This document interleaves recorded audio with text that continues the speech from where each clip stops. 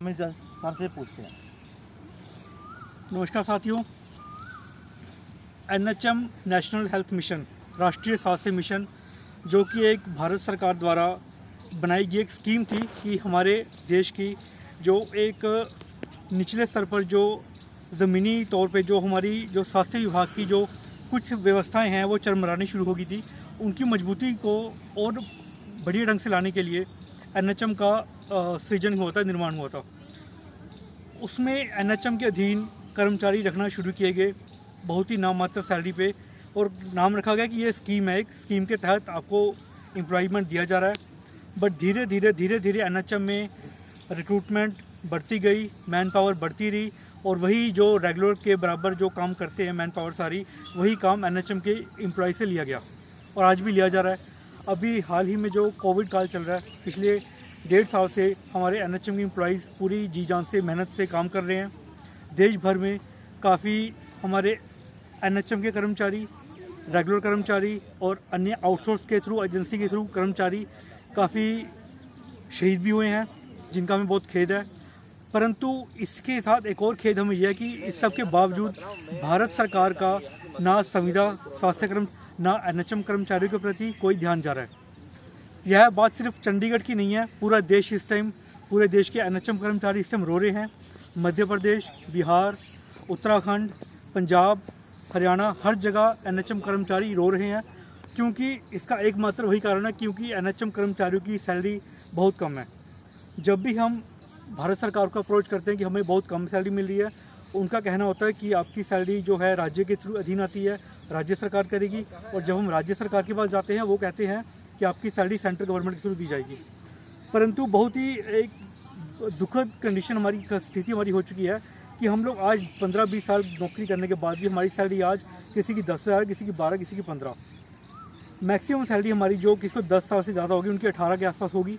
जो कि आज की जो महंगाई के हिसाब से पेट्रोल रोज़ बढ़ रहा है, आज 91 रुपीज़ चंडीगढ़ में हो चुका है। उसके बाद जो पेट्रोल बढ़ रहा है, डीजल बढ़ रहा है, हर चीज़ महंगी हो रही है, बट हमारी सैलरी वहीं की वहीं रुकी हुई है। तो इस करके हमारे चंडीगढ़ में और पूरे देश के एनएचएम कर्मचारियों में बहुत रोष है।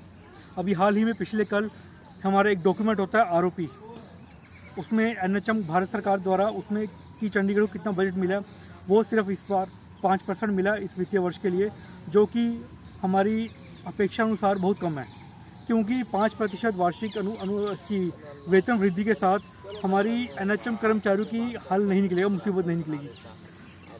आपका मैं ध्यान दिलाना चाहूँगा, पिछले वर्ष पंजाब के एनएचएम कर्मचारियों ने हड़ताल की थी कोविड काल के दौरान, क्योंकि उनकी सैलरी भी बहुत कम है, जैसे मैंने बताया पूरे देश की कम है। उनकी हड़ताल के बावजूद सैलरी 18% सैलरी बढ़ गई थी। इस साल फिर उन्हें पिछले महीने एक हड़ताल दोबारा फिर उनको मजबूरीवश करनी पड़ी। इस साल उनको 12% इंक्रीमेंट मिला। तो बात वही है कि हम एक क्वेश्चन नहीं पूछूंगा मैं कि सरकार हम इतना मजबूर क्यों करती है कि हमें बार बार हड़ताल जैसा कदम उठाना पड़े।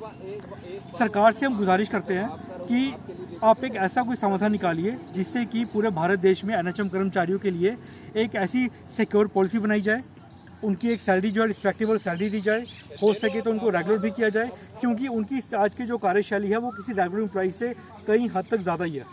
ये हर एक को पता है, भारत सरकार को पता है, चंडीगढ़ सरकार प्रशासन को पता है, बट बहुत दुखद बात यह है कि कोई भी इसके लिए कोई कदम उठाने को तैयार नहीं है। तो साथियों, ज़्यादा वक्त न ले तो मैं यही कहना चाहूँगा और यही संदेश देना चाहूँगा भारत सरकार को और चंडीगढ़ प्रशासन को, हमारी मांगों पर, जायज़ मांगों पर जल्दी ही कुछ गौर किया जाए, वरना हम भी बाकी राज्यों की तरह मजबूर हो जाएंगे और इस सब दुखनीय या स्थिति बिगड़ सकती है। कोविड की 2 वेव्स आ चुकी हैं, तीसरी वेव आ सकती है जो कि बहुत ख़तरनाक होगी, और उन्हीं में हमारे बच्चे भी हैं, हमारे बुज़ुर्ग भी हैं। कोविड सिर्फ आमजन के लिए नहीं, हमारे लिए भी उतना ही खतरनाक है। हम भी उतने रिस्क में गए हैं, हमारी फैमिलीज में घर जाने को डर लगता है, और हम मतलब इतने रिस्क के बावजूद हम लोग नौकरी कर रहे हैं आज, बट इसके बावजूद भारत सरकार हमारे बारे में कोई ध्यान नहीं दे रही। तो मैं दोबारा विनम्र निवेदन करूंगा कि भारत सरकार और चंडीगढ़ प्रशासन हमें एक रिस्पेक्टेबल सैलरी दे, जिससे कि हमारे घर का गुजर बसर अच्छा हो सके और हमारा भविष्य का थोड़ा सुधार हो सके। जैसे सर आपने बताया कि 5% वादा किया है आरओपी में, तो इस पे जो 5% वादे के साथ आपकी सैलरी में कितना उसमें वादा हो सकता है, कृपया इस पे भी थोड़ा विचार दें।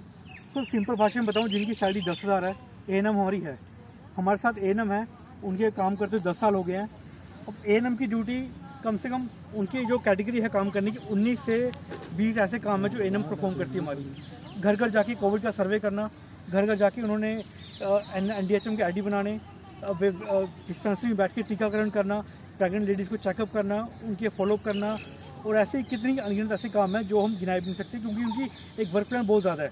तो मेरे साथ जो एएनएम्स हैं उनकी सैलरी 10,000 है, तो 5% मतलब उनकी बढ़ेगी मात्र सैलरी 500, 10,000 से 10,500 हो जाएगी, जो कि आज की इस महंगाई भरे गुजारे में, इस महंगाई भरे जो टाइम चल रहा है इसमें गुजारा करना बहुत मुश्किल होगा। ये थे हमारे साथ एनएचएम यूनियन के कर्मचारी मिस्टर अमित कुमार जी, जिन्होंने अपनी समस्याओं के बारे में आपको विस्तारपूर्वक बता दिया है और अपनी जो इस साल का वादा 500 रुपया पर सैलरी में जो मिला है उससे किसी का घर नहीं चलेगा। तो बहुत सारी समस्या एनएचएम डिपार्टमेंट की हैं। तो भारत सरकार से, चंडीगढ़ प्रशासन से हम यही मांग करते हैं कि इनकी जो जायज़ मांगे हैं उनको जल्दी से जल्दी सुना जाए, उस पर विचार किया जाए। धन्यवाद साथियों, फिर मिलेंगे। जय हिंद।